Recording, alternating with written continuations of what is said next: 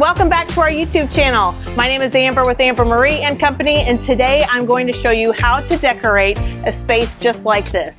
Now this space happens to be outside on our side porch, but this is a great way to decorate your front entryway as well. Before we get too deep into it, y'all, make sure you smash that subscribe button and follow along because we have all kinds of fun decorating ideas for fall, Christmas, spring, everything, every day. And especially you want to see what's going to happen here at Amber Marie Manor. Let's find out how to decorate your front entry, outside side porch, whatever it might be. The principles are still the same. Ready to get started? Let's do this. I'm going to start with a focal point. And since my guests actually enter from this side of this side porch, this is going to be the heavier focal point side. So I'm going to stack a little bit more on this side. I have my pumpkin carving contest sign right here that I have placed in a course about 6 to 8 inches up from my sofa table or my entry table. So that way we have some room to display something pretty, but it doesn't look too high. It's all about decorating for Falloween. That's kind of what I'm doing right here. Woo! I'm gonna start with this spooky guy right here. This is the gold big mouth pumpkin. This is a beautiful color. It's a new color. We have not had this colorway before. And I'm gonna start by putting him right here on the edge. Now I have him, he's not all the way sitting on the very edge. I still have about 2 to 3 inches of space. So it kind of really frames right here on the very edge of my picture here. If I were to have a mirror, I'd do something very similar to this. Maybe in your entryway, you might have 2 wall sconces or 2 lamps here. And if that's the case and you have a lamp, you're gonna wanna bring this in just a little bit more so your lamp has a little bit of room to breathe. But I don't have any lamps, no wall sconces, so I'm gonna keep it right here, kind of splitting the difference and filling the gap here on my wall over to my painting here that I have. So I've got him right here. He's not totally to the edge of this sofa table or this console table either, so there's just a little bit of resting room. Again, like I said, heavier on this side because this is the focal point. This is the entry. Love this little guy. This is a great size. This is the medium big mouth pumpkin in black. So I'm choosing to do black and gold on this table because we have used the other big mouth pumpkins in the regular orange and cream in the entryway. So in the entrance, we have one color, then you walk in and you're gonna have this really pretty black and gold.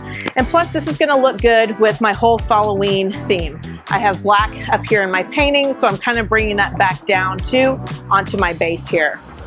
We had Mama Bear, Papa Bear, and now we have Baby Bear right here with baby little pumpkin. This guy is so cute and he's just gonna sit. Now I could place him in 2 different places. I could place him here, and if I did this, I would actually probably want to rotate colors. I'd probably have the gold, black, and gold, but I don't have a little gold one here with me today, so you could do 3 in a row and leave this other side of your table completely empty, or maybe place a tray right here if you wanted to, maybe even place a lantern on this side.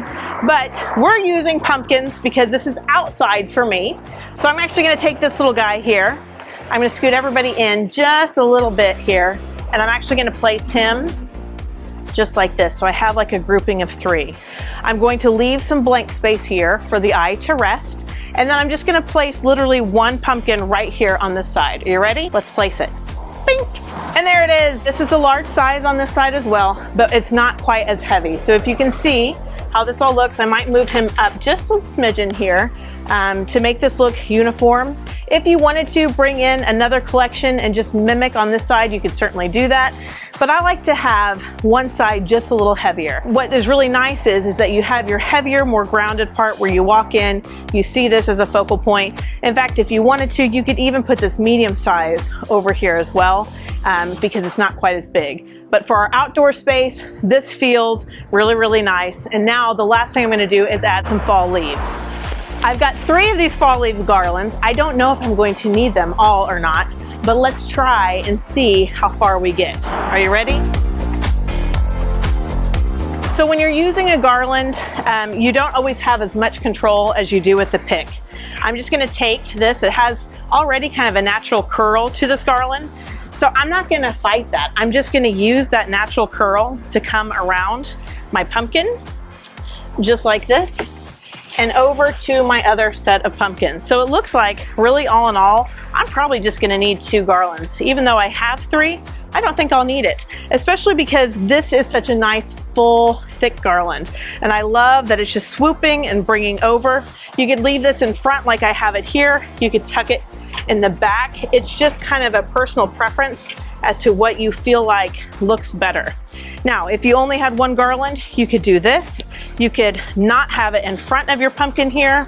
You could have this coming down and off the edge if you wanted to. There's a lot of different looks that you can do with just one garland. But you know, I like to make it full and thick and showy. I'm gonna add at least one more, and I'm gonna add it right over here on this section. Again, this already has a little bit of a natural just curl to it. So like I said, I don't like to fight that. I like to kind of use it and just kind of go with it. So I'm gonna take this and I'm gonna just see where I need some extra leaves. I want some just a little bit behind and kind of up, tying everything in. And I'm gonna take this little guy, and maybe instead of going in front of my pumpkins, I'm just gonna take it and let it drape off of my table. And one thing you can do is you can always use a piece of wire, just a little piece of green wire, and wire this down to your table leg if you wanted to. You can wire this right here and it'll stay put. I'm gonna come back on this side, and I've just gotta calm these leaves down just a little bit. They're kind of going a little wild over here. So I'm just gonna fluff, calm them down just slightly, because I don't want it to look too wild in this space. And I'm gonna take a step back and say, okay, do I really like that pumpkin there? Do I need this pumpkin? I really don't even need him here. He looks really cute and full without that. I could, if I had the gold, I would probably put the gold pumpkin right here, to be honest with you. But I just didn't grab it for our video today. So there's what 3 pumpkins look like on that side, which is also really cute. If you would like to do a tray on this side, you can take this little pumpkin off, and you could do a tray by just moving this around, maybe even having this come down. It all depends on your budget. You know, if you can't afford to do 5 pumpkins or you can't afford to do 4 pumpkins, it looks really nice this way as well. You want to think about when you walk in to your space, it's greeting you this way. It's just gradual, like a gradual greeting with those pumpkins. Last but not least, these flame candles. I love it. So they actually have a little USB, that's how you charge them. And they have a timer. There's a remote with a timer, and they turn on and they look just like this. Isn't this awesome? It looks like a real flame. And I usually set the timer for 8 hours. So they'll go on for 8 hours and then they'll be off for 16. And I have my little remote hiding right here. So this is how it looks. And you put this little guy inside, and he just looks like a flame candle. So fun. Now the smallest little one, you'll need a tea light. Oh, the other thing too, they're magnetic. So they're magnetic to this, which is really cool too. So if you had a lantern that was hanging in your tree or something like that, you can put this in there and it'll stay. So I recommend the flame illusion if you want to, or you can use smaller tea lights, any kind of candle, but definitely add that. It adds the warmth of fall.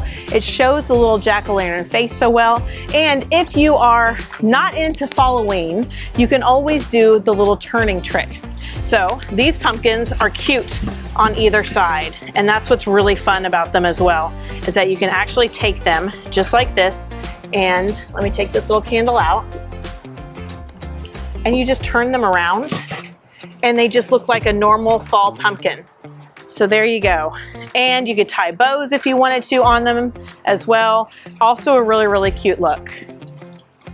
So tell me what you think, guys. I want to hear from you. Do you like the jack-o'-lantern? Do you like the pumpkin, the reverse look?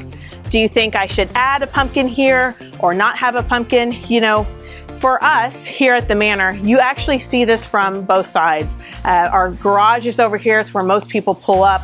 I actually use the stairway a lot, so I kind of like having a little jack-o'-lantern showing me on both sides.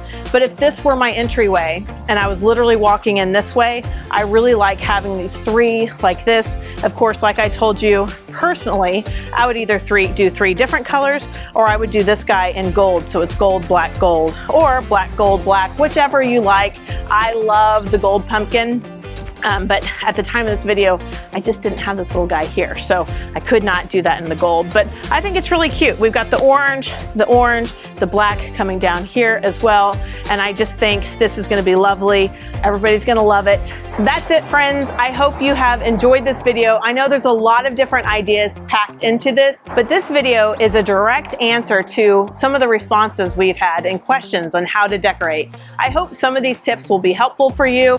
We literally have thrown this together with some of the items we have here that we're planning on decorating, but I wasn't quite prepared for a full-fledged video. So just know that some of the colors and things are definitely suggestions, like not having the appropriate pumpkins quite yet, but I think you can get the idea.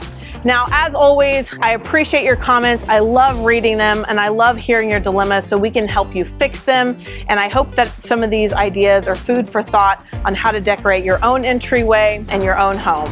So I hope I've made it easy. Also, hit that hype button. Do you guys know about the hype button?